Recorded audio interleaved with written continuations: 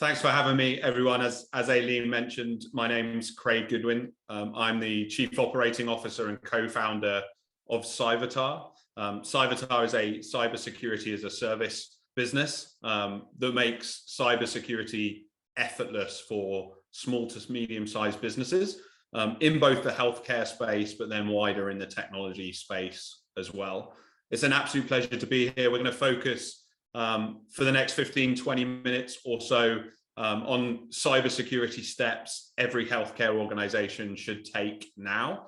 We're going to keep it very basic in nature. We split the presentation down. It's hopefully about actionable things, actionable stories that you can take away to your business today that will help you improve your security posture and how you protect patient information, data, and all that other sensitive stuff that you hold as healthcare organizations.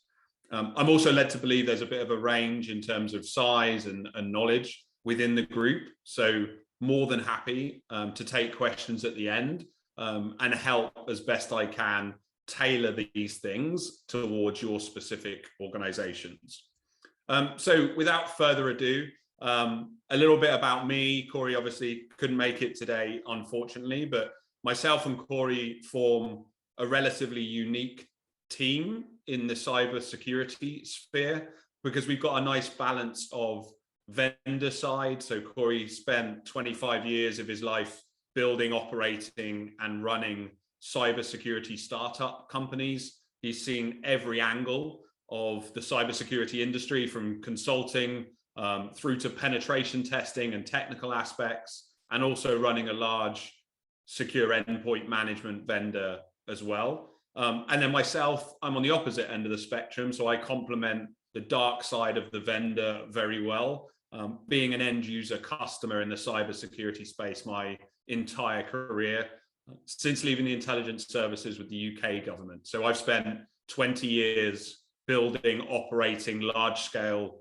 cybersecurity functions across a range of different verticals and sectors, building those cyber businesses up, dealing with breaches, dealing with building security programs on tight budgets, doing all that stuff on the coalface. So I've been there and done it, and hopefully some of that knowledge I can impart on you today as we move through the presentation.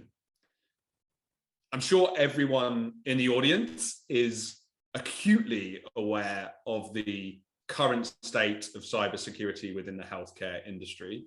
I think it's not dramatic to say that healthcare continues to be one of the key targets for cyber attacks across the US economy and globally as well. Breaches continue to rise. You only have to Google or look at the media to see significant scale of ransomware attacks, data breaches, and all other manner of phishing attacks within the healthcare space. It's expected to continue to rise. And the reason healthcare is such a target is due to that proliferation of data, due to the types of information that you and your organizations hold, but also the credibility and reputation that comes along with focusing and attacking a healthcare organization. That data that exists within your systems is worth a lot of money, but also the access to that data is worth a lot of money as well. Imagine a traditional ransom. Someone gets kidnapped in the old days, they get tied up, they get put in an old railway station somewhere, and they're held to ransom until someone pays them some money to release that individual. The same is true of data. And we're seeing it happen every single day in the healthcare industry and beyond. They encrypt that data, or they prevent you from getting access to it, and then they charge the organization money to get access back to that data itself. And without that protection, it means that you're susceptible to reputational damage, to the financial damage associated with getting that data back, and also the patient trust. So breach data, it's a little bit outdated, I apologize. We need to update some of this data, but some of the stuff for 2021 isn't finalized yet. But you can see the scale. This just emphasizes that scale that we're talking about. 508 HIPAA breaches in 2020. And remember, they're the ones that are reported, right? 22.3 million Americans have had their PHI compromised. That's their personal health information. 22.3 million Americans. Maximum penalty for a single breach, when you talk about the corporate side and how it impacts organizations, 1.5 million per year. For one violation, fines can range from $100,000 to $50,000, which, depending on the size of your business, can be crippling. Not so much in the healthcare space, but definitely across the board, we see time and time again small to medium-sized businesses going out of business because of ransomware, because of these attacks. And most of this, and we'll come on to this in a second, comes from the endpoint, right? Comes from the users, comes from the use of laptops and technology. So I hear a lot of healthcare organizations say, actually, this doesn't impact me. We don't really have a network. But actually, it's not the network traditionally that gets targeted. It's the email on the endpoints. It's the more traditional basics of an IT operation are where most of these breaches occur. Quick point before we dive into the meat. A lot of people talk about compliance versus security. How is HIPAA compliance the same or different from a genuine security program? And do I need to do one or both? Well, actually, unfortunately, both are really, really important. We've heard about compliance fines, right? As a result of not complying with HIPAA, you might be hit with a large regulatory or legal fine as a result of losing patient data or not doing the right things from a compliance perspective. But then the true security is going to be what genuinely prevents that ransomware attack or that data breach from actually happening in the first place. Look at it like this. If you were to comply with a HIPAA standard, you could essentially create a policy that said you do endpoint protection.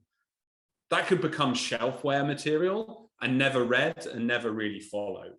You might potentially still be able to convince the auditor that you're compliant with HIPAA. Unfortunately, what you haven't got as a result of doing that is genuine security. That piece of paper that sits on a shelf or sits in a folder on a bookshelf somewhere is not going to protect you or prevent that ransomware from gaining access to your systems. So you need that genuine security program coupled with compliance to help you get to that true secure state. This is the number one thing that you hear from vendors in the industry. Just go buy something and it will solve your problems. Well, I'm here to tell you today that that's not necessarily the case. You can't, unfortunately, just go and buy a single golden bullet that takes your security pain away. And anyone that tells you you can is wrong. The reality is that a lot of these things are toys. A lot of these things are nice to haves rather than must haves. And the good or bad thing is that actually security is much more than just the technology, much more than just the toys, much more than just buying antivirus. It's actually about three key components. And all three of these key components need to be taken into account to run an effective security program. Those three components are people, process, and technology. And for the next 15 minutes or so, I'll run through these at a high level and try and break them out in an actionable way. So number one, I'll talk about what the problem is and why it's important to think about that part of the security triad, but then also some actionable steps that you can take today that will really increase your level of security maturity immediately, but then reduce your risk as an organization as well. So number one, people.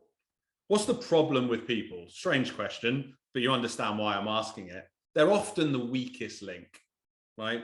They're often the route into any organization. And when we think about IT security or cybersecurity, as I mentioned earlier, we often think about buying a tool to protect ourselves. But actually, the cultural side of security is just as important, if not more important. Unfortunately, what we shouldn't do is blame those people, blame those employees of our organization for being that problem, right? They're often the easiest route into the organization. I always tell stories from my intelligence days. You know, why would I go through really strong protective physical security, big doors? You know, you've got the data locked in a safe, it's behind 10 different doors, you've got CCTV, there's alarm systems in the building. Now, I could spend days, months, or years trying to gain access to that data through all of those physical security controls, or I could go to the pub that's just outside the front of your healthcare organization, and I could ask someone about that data. They've got it in their heads. Once they've had a couple of beers, I know what I'm like, I'd probably tell them, right? So there's different ways of looking at it, but people are often that easiest route into the organization, or I take their badge, right? They leave their badge on the side, they leave it on a train. We've heard that a million times, and that then gets them access to that organization. So one way or another, it's normally people that are the easiest route. From a technical perspective, it's often clicking on a phishing email, clicking on a link within an email that then gives the attacker access to those systems. 90% plus of breaches start with a phishing email or a business email compromise. So educating employees and helping them to understand what that looks like is really important. We are, as humans, preconditioned not to follow, we're not preconditioned to follow security rules. So it's not something we want to do. We want to get on with our day-to-day work. And there's always this battle between security and usability. So it's really important that we don't just make people do a one-off tick test every year and then allow them to forget about it. We need to build it into the culture of the organization and make sure people are constantly questioning those emails that they're getting. Is it someone they know? Is it a link that I need to click on? And we're much more accustomed to the physical world. I used a physical world example right there about breaking into a building. We're much more accustomed to that. We're much more accustomed to watching what we say in public when we're in a public setting. We're not so accustomed to doing it when we're clicking on links in email. So it's important that we condition employees and we build that culture of security. So what are some of the simple steps you can take today to help that? Well, educate people on what they should be looking for. There is so much resource out there right now, free, that you can download, that you can use, that you can send to your employees, that you can cut and paste into informational leaflets or emails to the staff, to help to educate them on what bad and what good looks like, how they should question emails, what they should be looking for in a link. Do they expect that email? Do they not expect it? Build a culture of speaking up and asking. Often it's less about actually knowing security and more about just feeling empowered to say, what the hell is this email? I wasn't expecting that email. Should I click on it? Should I not click on it? Don't make people feel stupid for asking those kind of questions. And some of that cultural stuff comes from the top, saying as leaders that we're willing to ask, that we don't know the question, we don't know the answer, and allowing employees to bring those questions and comments up and bring them to you and ask those things. That's a cultural thing. When you're talking about advice, extend it outside of work. So when we're educating people, talk about banking security, talk about children's security online. It all helps to build that more holistic culture. If you just focus on work, people tend to rail against that. People tend to not do that so well. Whereas if you build a culture that is outside of work as well, and that they're talking about security with their children, with their families, actually that helps to bring that then into the workplace. Talk about social engineering. I mentioned the pub example, right? Or the bar example. Make sure people are talking about those kind of things as well. Consider some kind of formal training. There's some free ones out there right now. We've got a partner in particular that does an element of free training for any small to medium-sized business. That proliferation of security, that want to help small to medium-sized businesses not suffer these kind of attacks, I'm glad to say is getting much better in the cybersecurity industry. So you can go and find these resources online. It doesn't need to cost the earth to start to train your staff a bit more formally and help them to spot problems. Leverage your vendors where you can. Go and ask if they can do more. You know, a ton of people use things like Microsoft for email or Google for email. One of the biggest tragedies is there's a ton of security functionality built into those tools. that you could be using today. Again, doesn't necessarily cost more money, but challenge your vendors. Say, what have you got? What do you have? They have security awareness and training that you can get for free. So ask them. And then, of course, from a more technical perspective, only grant access on a need to know. It's a very easy thing to do, to just presume that everyone needs access to everything. But of course, all of the training aside, if someone makes a mistake and they have that access, the potential there is to be breached. If they don't have the access, they can't. So think carefully about who needs genuine access to that sensitive information in particular.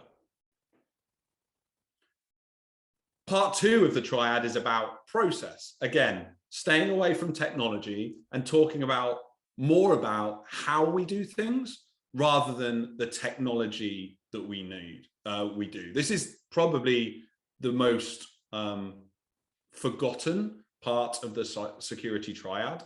It's easier to look at people and train your people and then think about technology tangibly, but not everything can be solved by technology alone.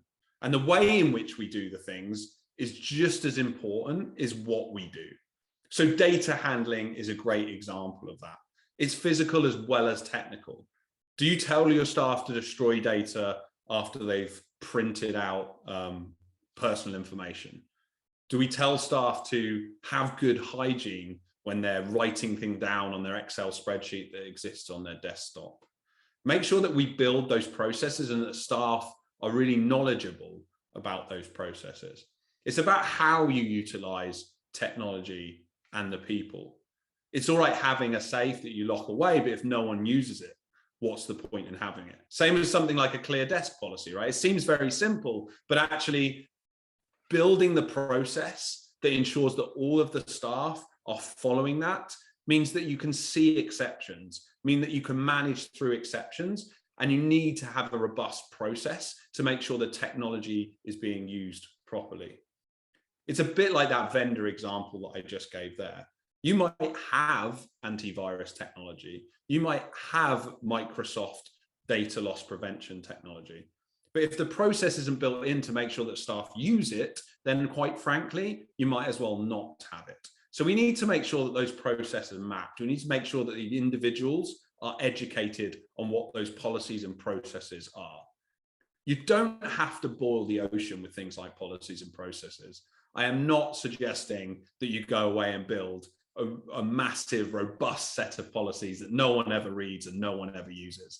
You can go again on Google and you can download examples, templates for any of this stuff. Make it really simple, but then make sure you build a process on the back of it. Don't just create that policy and say, done that now.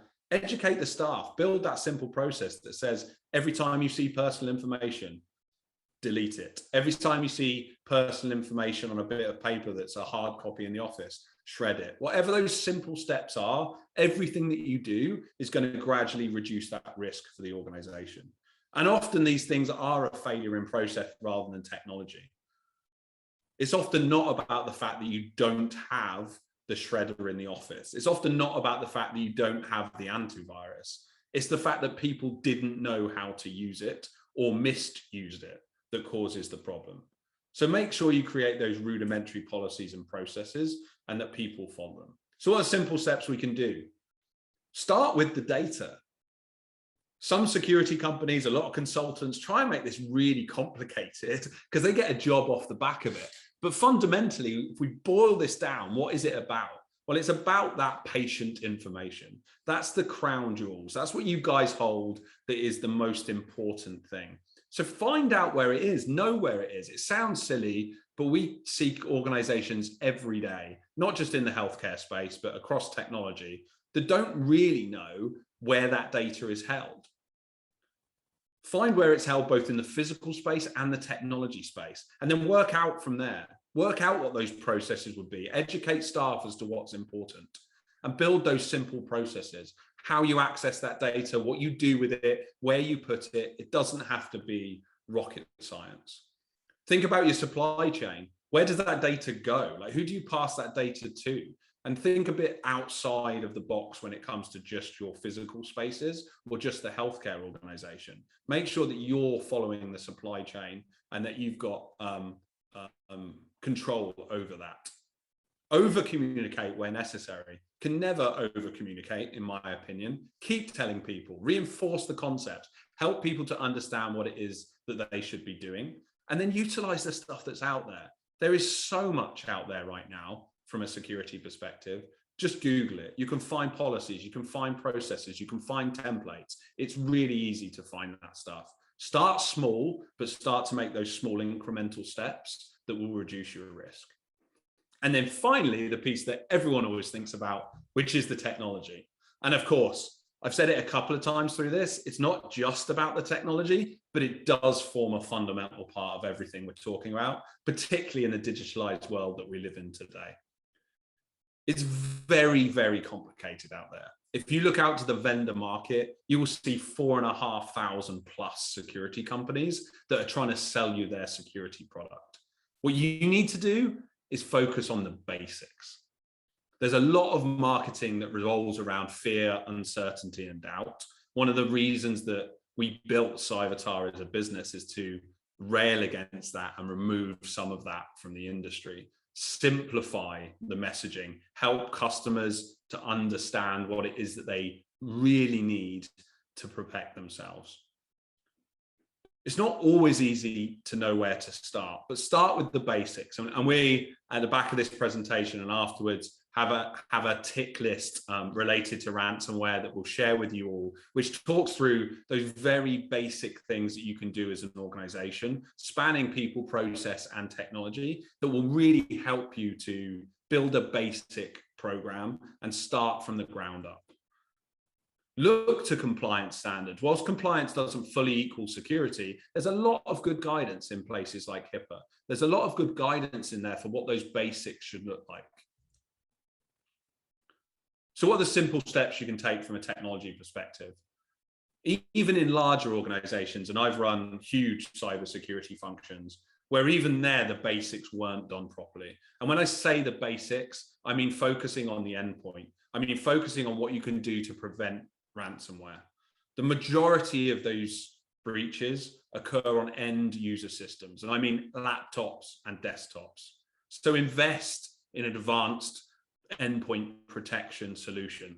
Invest in email protection. Invest on things and technology that help on the end user systems. Focus on the 80% for the most effective investments. Focus on 80% of the problem. Yes, there may be a tool out there that fully monitors your IoT devices and ensures that the minor risk that is presented to them is prevented. But if you haven't done basic email protection, you haven't done basic laptop protection, then actually that's where the majority of your risk lies. That's what the data tells us. So go there first. And as a follow-up, more than happy to answer questions, but also respond to any outreach about how in practice that means, make recommendations, any of that kind of stuff if anyone wants it. Focus on the people and processes to educate and upskill. If you're going to do nothing and you're not going to take anything away from this presentation other than go do that, find some simple training material, speak to the employees about security, and build some simple processes focused on the protection of that data. Building in process and policy can be cheap and effective. It really can. You can go and buy really expensive technology tools, but when the majority of the risk is coming from the people and the processes, really focus on that. That can be a good, cheap, and cost-effective first step into improving a culture and improving the security within your business. So, takeaways. What should you be doing now? Start with the basics, either in larger organizations. The majority of breaches occur on the laptops and endpoints, so focus there. That's where 80% of your risk is. Focus on that. Focus on your people and processes to educate and upskill them. Go find those free resources and use them as a really good first step in your program, and build in process and policy because it can be really cheap and effective. I'm going to stop there. I think we're right up about time, a little bit overrun. Apologies. More than happy to take questions, comments at this stage. If you want to get hold of me or Corey, Craig@cyvatar.ai. I definitely think you should email Corey instead, seeing as he's not here. But feel free to use either of those emails with questions and follow-ups. But happy to take questions. Pleasure to speak to you all. And let me know, and Cyvatar know, if we can help and provide more advice and guidance.